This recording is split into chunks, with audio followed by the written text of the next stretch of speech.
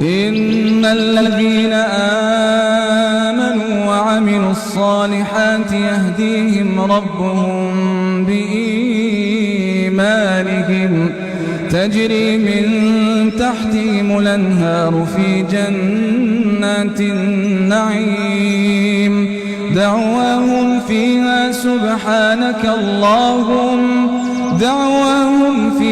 سبحانك اللهم وتحيتهم فيها سلام وآخر دعواهم أن الحمد لله رب العالمين. ولو يعجل الله للناس الشر استعجالهم بالخير لقضي إليهم أجلهم فنذر الذين لا يرجون لقاءنا في طغيانهم يعمهون. وإذا مس الإنسان الضر دعانا لجنبه أو قاعدا أو قائما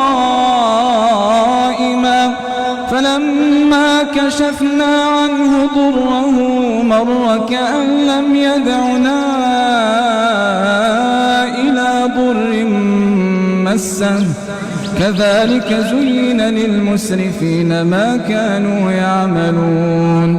ولقد أهلكنا القرون من قبلكم لما ظلموا وجاءتهم رسلهم بالبينات وما